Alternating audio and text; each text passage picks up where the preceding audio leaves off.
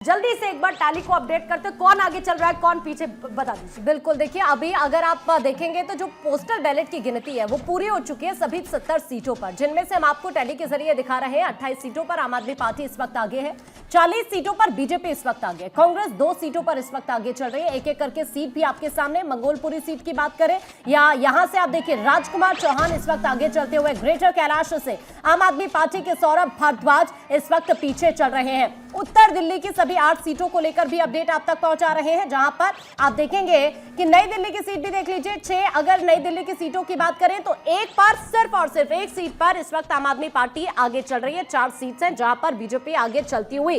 मंगोलपुरी से आपको अपडेट पहुंचा है तो देखिए यहां से भी अभी फिलहाल आम आदमी पार्टी आगे। रोहिणी से बात करें, विजेंद्र गुप्ता यहां से इस वक्त आगे चल रहे हैं।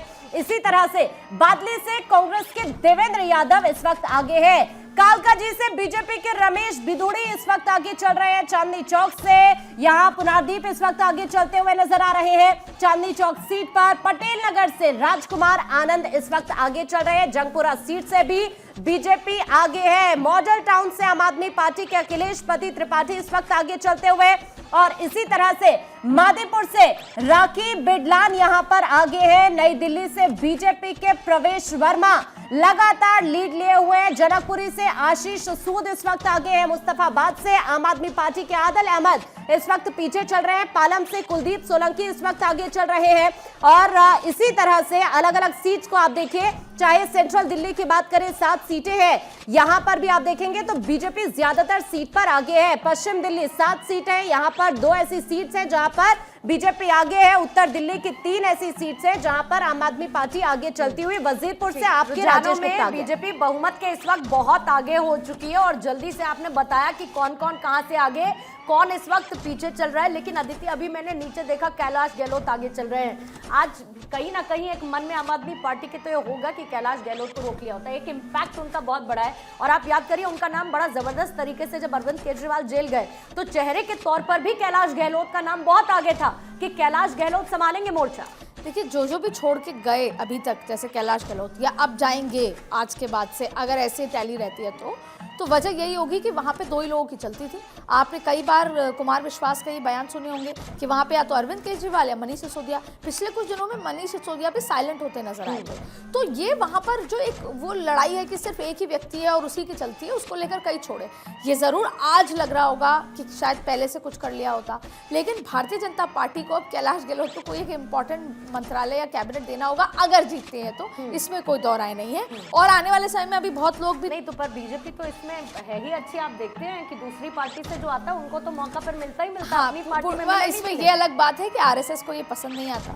और आरएसएस की जो एक उस तरह की जो आपस में बातचीत है, जिसे कहते हैं कि डिफरेंस ऑफ ओपिनियन है, वो यही है कि आप दूसरे नेता लाकर बड़े पदों पर देते हैं, और खास तौर पे संगठन के जो नहीं होना चाहिए, जो संगठन को नहीं समझते, तो वो खैर बहरहाल अलग चर्चा का मुद्दा है। लेकिन फिलहाल आज गहलोत को ये लग रहा होगा, कैलाश गहलोत को, कि मैंने सही किया और जो भी फैसला था, मैंने पार्टी को धोखा नहीं दिया, मैंने सही के साथ आया। तो जाहिर तौर पे अभी बहुत सारे, जैसे बोलते हैं कि लोगों के अंदर भावनाओं के हिलोरे उड़ रहे होंगे। खुद अरविंद केजरीवाल की फैमिली की बात कर लें, खुद आतिशी की फैमिली की बात कर लें, और तमाम तरीके की बातें, और कांग्रेस की भी। लेकिन ये एक ऐतिहासिक नतीजा होने वाला है।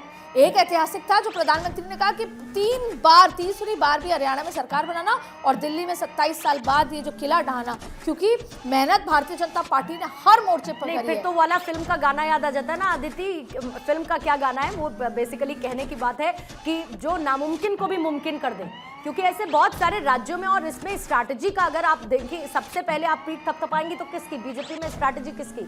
अमित शाह या फिर एब्सोल्युटली अमित शाह, नरेंद्र मोदी स्ट्रैटेजिकली जमीन पर। मैंने आपको उस दिन चर्चा की थी, आप जितने भी यहाँ पर कोठियां हैं उसके पीएस और पीए के साथ बैठक कर रहे हैं कि हर एक कोठी के 4 जो काम करने वाले हैं उनके घर जाओ आप और घर में सबको बिठाओ। आप सोचिए माइन्यूट कि पीएस और माइक्रो मैनेजमेंट, क्योंकि विप्लव देव ने हर पीएस और पीए, यहां तक कि राष्ट्रपति भवन में, ये मैंने खुद विप्लव देव से बात करी, राष्ट्रपति भवन के जितने भी कर्मचारी हैं जो दिल्ली में है, जो राष्ट्रपति भवन में सालों से काम कर रहे हैं, उनको बुला के बैठक की गई है। राष्ट्रपति भवन के हर एक कर्मचारी के हर एक परिवार वाले को बीजेपी ने वोट डलवाया है अपने खाते में। इसे माइक्रो मैनेजमेंट कहते हैं। कैसे 8 महीने से झुग्गी झोपड़ियों में आपको रहना है, अपना घर छोड़ देना है, इसे मैनेजमेंट कहते हैं।